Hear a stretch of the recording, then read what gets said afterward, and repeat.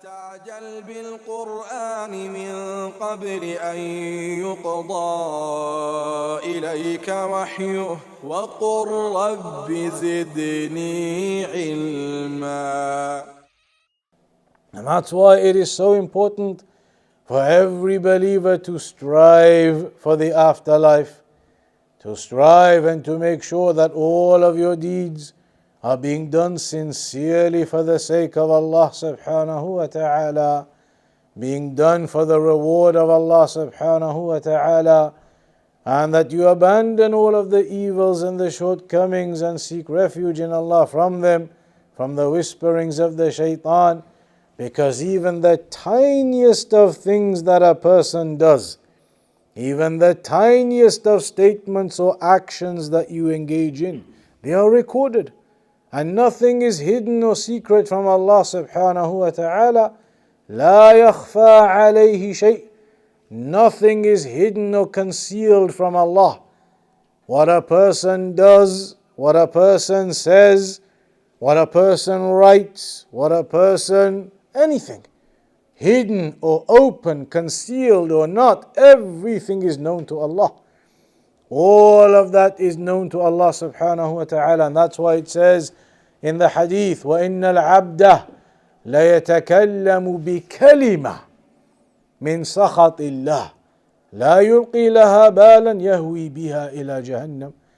That maybe a servant, he says something, a single word, tiniest statement, but it is something evil from that which displeases Allah. And that one tiny word or statement, that could be the reason why a person is thrown into the hellfire.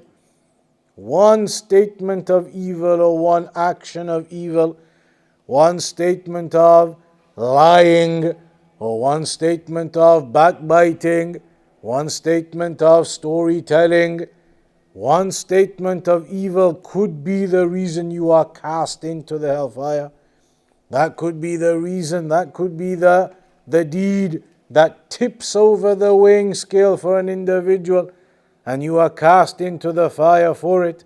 So be careful and preserve and guard yourselves from the evil of statements and actions.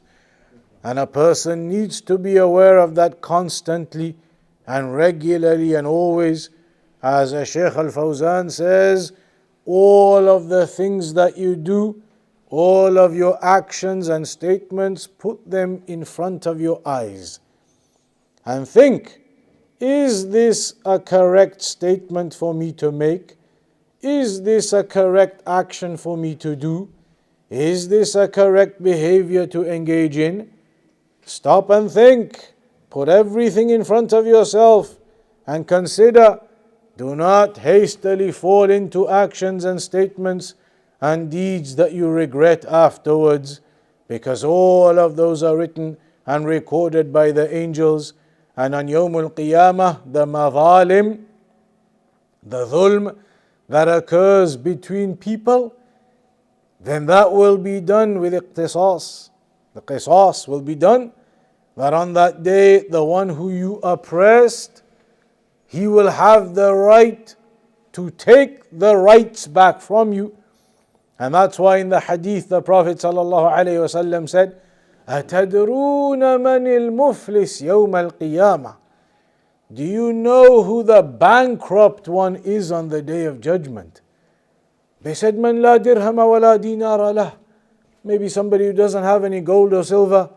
But the messenger said, لا ليس كما تظنون. It is not as what you think. أو كما قال. He then explained to them that the muflis, the bankrupt one on the day of judgment, is a person who used to actually do worship. He used to do worship. He was upon ibadah, praying and fasting and zakat and hajj. But at the same time, اغتاب هذا وشتم هذا وضرب هذا وأخذ مال هذا. Despite doing worship, at the same time his character was such that he used to backbite this one and abuse that one and speak ill of this one and steal from this one and beat up that one physically. He used to do all of those kinds of things. So on the day of judgment, all of those people who he wronged and oppressed, they will come and they will start taking their deeds one by one from that person, from that person's good deeds, because he had good deeds. He used to do worship. He had some good deeds. They will come and start taking those deeds until all of his good deeds run out. But there are still people waiting to get their rights back. So now how are they going to get their rights back when all of his good deeds have run out already, taken by everybody else? They will then take out some of their bad deeds, their own bad deeds. They'll be able to take some out and throw them onto him. So they reduce their own bad deeds and they throw some of them onto him. That is the judgment that will be made between the people on Yawm al-Qiyamah, between the one who wronged another and never returned his right and never sought forgiveness from him. So it is very important that a person nullifies or rectifies and wipes out any of these types of madhalim, any of these types of wrongs or misdeeds that have occurred between one to another, to be on that day with a clean slate. Many of the Salaf, they used to say, I make dua and I hope that I, on the day of judgment, do not end up having oppressed anyone, so that nobody comes to me on the day of judgment wanting to take any of my good deeds. Imagine, they will come and take your good deeds and then they'll throw their bad deeds on you too on top at the end. So a person must be very careful and must be aware of these affairs and rectify his own affairs